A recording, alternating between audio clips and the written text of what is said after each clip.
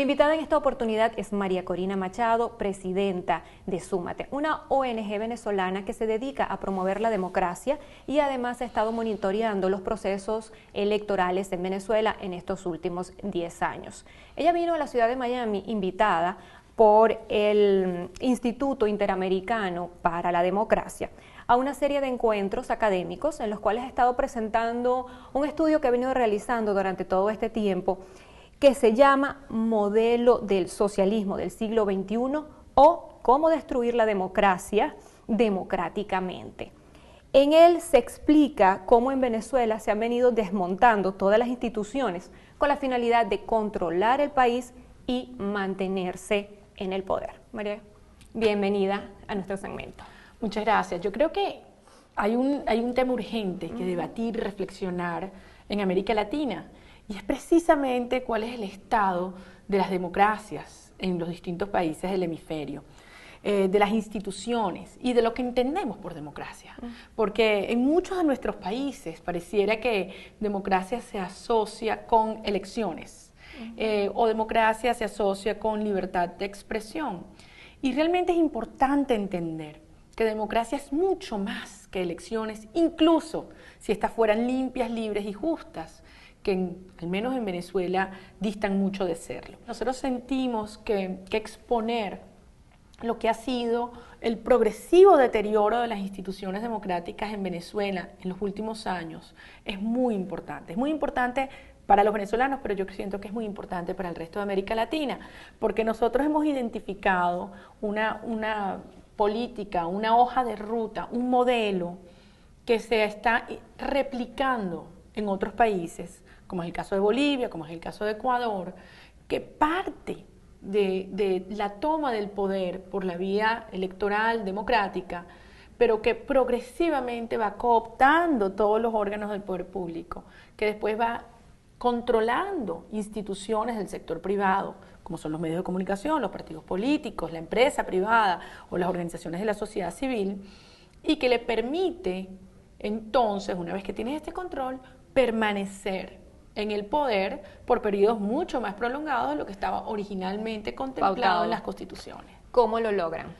¿Cómo lo vemos nosotros desde una perspectiva, si tú quieres, por pasos de esa hoja de ruta? Lo primero es llegar al poder por la vía electoral. Lo siguiente es promover cambios en la Constitución por métodos que en muchos casos son inconstitucionales y en función de esto ir creando un andamiaje, yo digo que paralelo a las constituciones, que por métodos que en algunos casos también son ilegales, como son promover consultas o referéndum, que le da una pseudo legitimidad a estas decisiones, pero que son ilegales.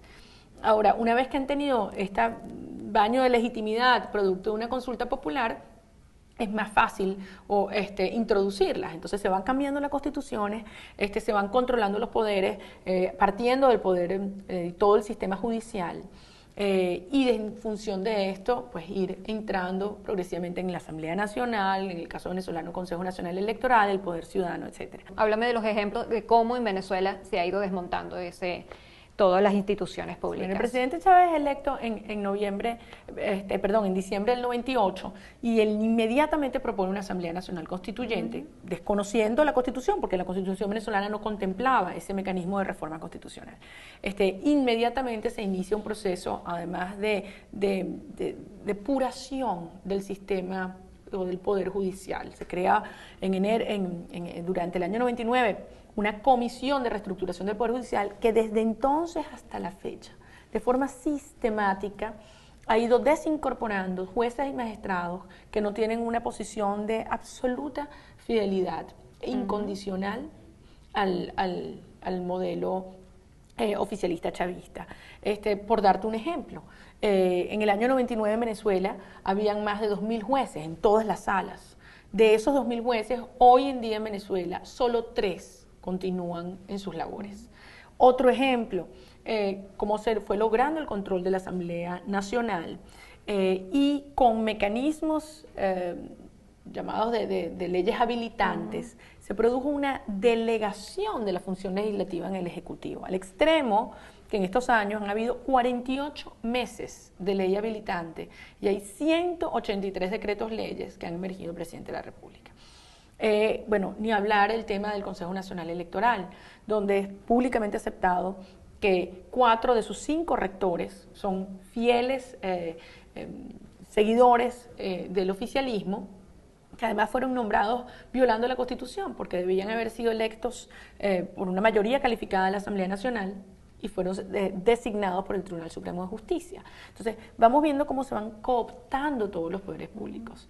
Y eso que ha ido logrando en el ciudadano, pues bueno, obviamente la sensación de desamparo, de no tener a dónde acudir y de una profunda desconfianza hacia los poderes públicos. La Asamblea Nacional, el Tribunal Supremo de Justicia y el Consejo Nacional Electoral, cada uno de ellos tiene menos de 30% de puntos de confianza en la población venezolana. Obviamente esto es impensable en una auténtica democracia. Por supuesto. ¿Cómo calificarías tú en este momento el sistema electoral venezolano? Sabemos que existe un registro electoral permanente que ustedes no han tenido acceso desde el año 2003, o sea, no se le ha podido hacer auditoría. Se dice en todos los medios de comunicación y todo el mundo ha salido y hasta tú misma diciendo que es un sistema que no es confiable. ¿Por qué entonces seguimos yendo a elecciones? Pero eso es un tema muy interesante. En Venezuela en los últimos 10 años han habido 18 elecciones y en los próximos 10 años hay 9 elecciones en agenda. Y uno se pregunta, bueno, ¿cuál es la estrategia de recurrir a elecciones y elecciones permanentemente? Y bueno, la primera, yo creo que conclusión es obvia, o sea, la pérdida de legitimidad en el desempeño, producto de violación recurrente de la Constitución, de derechos humanos, de la institucionalidad de los poderes públicos, de respeto al Estado de Derecho. Esa pérdida de legitimidad de la administración busca recuperarla con legitimidad de origen. Y por eso internacionalmente mucha gente dice, bueno, pero eso es lo que quieren los venezolanos, porque ustedes lo eligen, lo reeligen. Ahora, esta es una práctica peligrosa, porque las elecciones se pueden perder, como ocurrió en diciembre del 2007 con el intento fallido de reforma constitucional. Ahora, entonces, ¿cuál es la estrategia para no perder las elecciones? Es controlar todo el sistema electoral. Y eso se ha hecho con 3 grandes líneas de acción. La primera, controlando el CNE y el diseño del proceso, es decir, un proceso hecho a la medida, elección tras elección. O sea, para cada elección se modifica y se... Para cada elección se modifica. Se ajusta a las necesidades del momento. Exactamente. El segundo es el ventajismo en la campaña, un ventajismo sin precedentes, un desequilibrio absoluto. Y el tercero es la intimidación. Cuando hablas de ventajismo, ¿a qué te refieres? Vamos a ir... Ok, vamos por parte. El primero, cuando hablamos del diseño del sistema electoral, incluye desde un registro electoral que ha crecido 52%, en estos años y que no se ha auditado. Desde el año 2003 se niega la entrega de las direcciones de los electores tal como establece la ley. Un sistema electoral que nos cambian las normativas en cuanto a la distribución de electores en las mesas, el rol de los distintos actores, la selección de los miembros de mesa, la hora de cierre de los centros, la publicación de las actas, es decir, todo un sistema que ha ido reduciendo las garantías y los controles para la transparencia en el proceso. Ese es el primer tema. El segundo línea de acción para controlar todo el tema electoral ha sido el ventajismo que tú me preguntabas. Se han utilizado en Venezuela cifras inmensas de recursos públicos, violando la Constitución, que establece que no pueden utilizarse recursos de todos los venezolanos a los efectos de una campaña política. Por darte un ejemplo, y que prohíbe además que los funcionarios públicos hagan campaña por una de las partes. Pues bien, el presidente Chávez, en los 2 meses y medio previo a la enmienda constitucional del pasado 15 de febrero, tuvo 246 horas de intervención en televisión. Eso da un promedio de 3.03 horas al día. Altísimo. Es decir, es algo impensable en cualquier país donde existe el respeto al Estado de Derecho, el respeto a la justicia, el respeto al pluralismo. Y el tercer componente, y quizás el más crítico de todos, es cómo se ha ido sembrando el miedo en el corazón de todos los venezolanos y cómo se le hace sentir a cualquier venezolano que actúa o opine contrario a los intereses del gobierno va a ser sancionado. Y cuando tú piensas que en Venezuela hay entre empleados públicos, pensionados y beneficiarios directos de las misiones educativas que pagan mensualmente 4.7 millones de personas. Te das cuenta que esto corresponde al 28% del registro electoral. Te das cuenta que evidentemente ahí hay una población que está sometida a un miedo inmenso. Y lo más grave es que hemos detectado, y estudios de opinión recientes así lo confirman, que hay un sector amplísimo de la población a quien se le ha hecho sentir que el voto no es secreto. De hecho, Alfredo Keller hizo una encuesta a principios de este año y el 39% de la población dijo en Venezuela el voto no es secreto. Es decir, 4 de cada 10 venezolanos. ¿Qué mecanismos usan para que la gente sienta que el voto no es secreto? Bueno, en Venezuela tenemos el sistema más automatizado del mundo.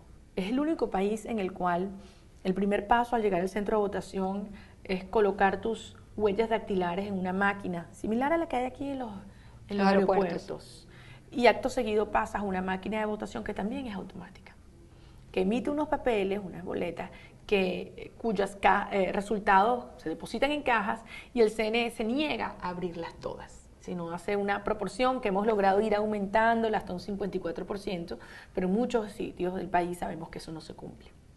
Este tema del proceso tan automatizado, por supuesto que genera una gran incertidumbre en los electores de qué es lo que está pasando atrás, qué mecanismo el Consejo Nacional Electoral puede utilizar para monitorear el comportamiento de la población.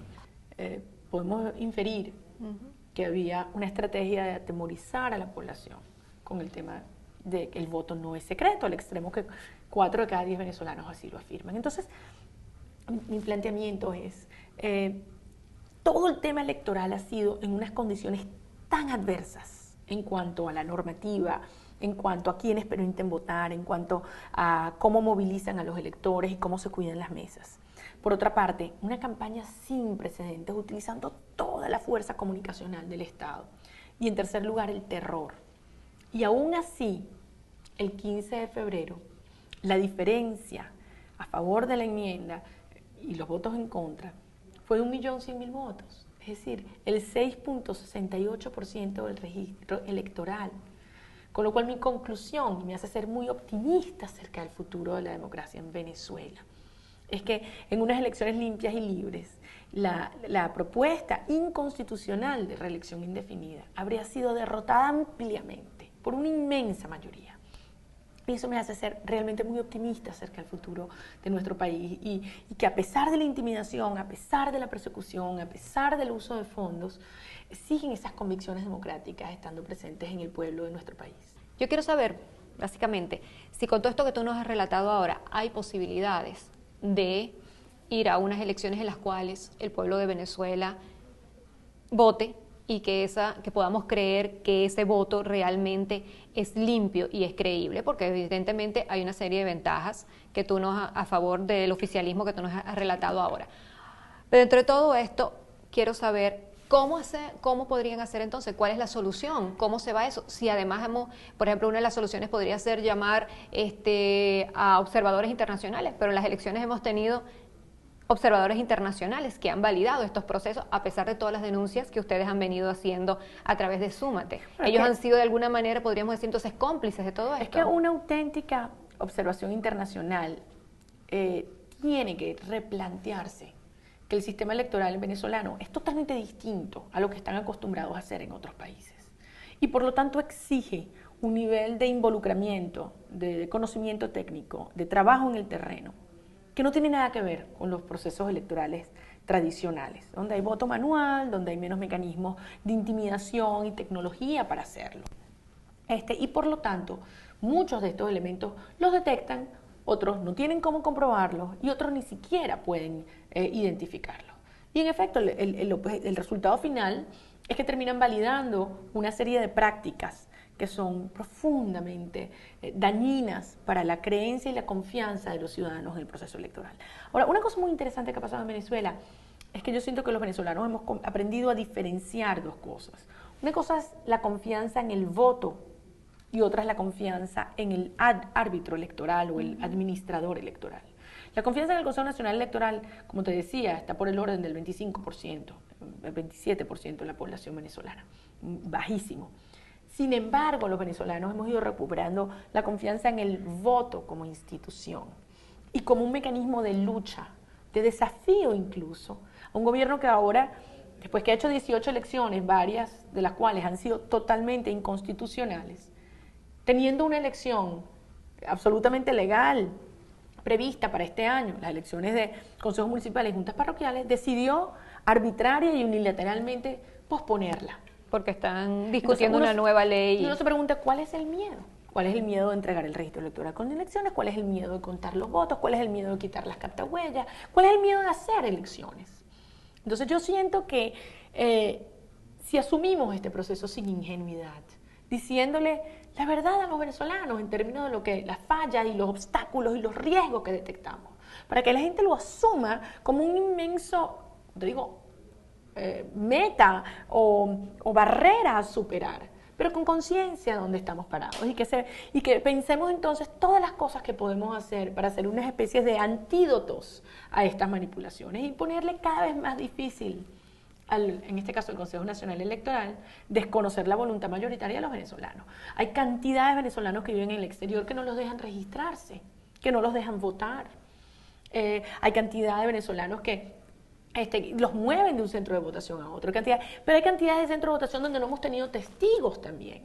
Y si no hay testigos ciudadanos que defiendan los votos, pues bueno, es mucho más fácil la posibilidad de alterar los resultados ese día. Entonces tenemos que asumir la responsabilidad de lo que no hemos hecho. Hemos hecho cosas muy bien. La nueva ley electoral que se está discutiendo en este momento, ¿qué significa para el proceso electoral venezolano? Sí, bueno, esto es un tema bien preocupante porque producto de presión ciudadana, producto de organización, de denuncia, se fueron logrando una serie de avances en cuanto a algunas condiciones en el tema electoral vinculado al voto electrónico.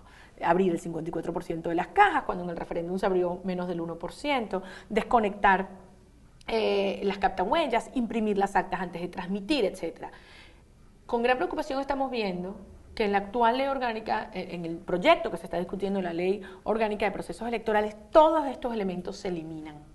Una cantidad de controles que estaban previstos en la ley orgánica del sufragio, el CNE las violaba, pero al menos lo hacía ilegalmente. Ahora se convierten en procesos o acciones legales. Y adicionalmente, un tema muy, muy grave es cómo se cambia el sistema electoral de un proceso de elección o de sistema de representación proporcional a un sistema mayoritario, que permitiría, por ejemplo, que un partido que tuviera el 34% de los votos se llevara el 84% de los cargos, es decir, el control de los órganos colegiados. Entonces esto es muy grave, esto tiene que exigir una gran movilización nacional, pero también conciencia internacional. Y yo quiero transmitirle un mensaje a todos los venezolanos que viven en el exterior, pero a todos los latinoamericanos que quieren a Venezuela y que quieren a sus países, porque al fin y al cabo nuestra gran angustia es que este proceso de deterioro democrático, yo he incluso llegado a llamarlos los golpes de Estado del siglo XXI, porque así como denunciamos y deploramos la intervención militar a los efectos de resolver crisis institucionales o crisis constitucionales, que son, yo les llamo, esos son los golpes de Estado del siglo XX. Ahora estamos viendo un modelo de golpe de Estado del siglo XXI que utiliza los poderes públicos para terminar de cooptar y destruir las instituciones. Y eso tiene que ser profundamente repudiado. Y para eso tenemos que entender la gravedad de lo que está ocurriendo y cómo nos afecta a todos. María Corina, a mí me parece muy interesante el documento que tú trajiste para acá, que es el modelo del socialismo del siglo XXI, repito, y cómo destruir la democracia democráticamente. ¿Hay algún sitio donde la gente pueda entrar y descargar este documento y documentarse y saber exactamente qué es lo que ha sucedido en Venezuela? Sí, bueno, nuestra página web es www.sumate.org y allí no solamente están estos documentos, sino hay una cantidad de materiales acerca de lo que ha sido el monitoreo que hemos hecho en las últimas 18 elecciones. Súmate produce un monitor electoral, que es un documento mensual sobre todas las decisiones que toma el Consejo Nacional Electoral y sobre todos los hitos en los próximos tiempos que deben ser atendidos y revisados y monitoreados. Bueno, ya para cerrar quiero una pequeña opinión tuya sobre lo que está pasando en este momento en Honduras, en las cuales han destituido al presidente. Y en el caso de Honduras es muy clara la constitución de los procedimientos cómo deben llevarse adelante. Desafortunadamente, nosotros sentimos que se llegó a un punto donde la crisis institucional no se previó con tiempo, y en el caso de la Organización de Estados Americanos, sentimos que es lamentable que no hubiese habido una actuación previa, porque la Constitución se estaba amenazando desde hace varios meses y esta crisis institucional era previsible. Nosotros vemos con gran preocupación cómo se utilizan en varios países de América Latina sistemas de referéndum, en muchos casos fuera de la ley, para darle legitimidad a acciones que terminan modificando las reglas de juego, terminan modificando el pacto social, que es la Constitución.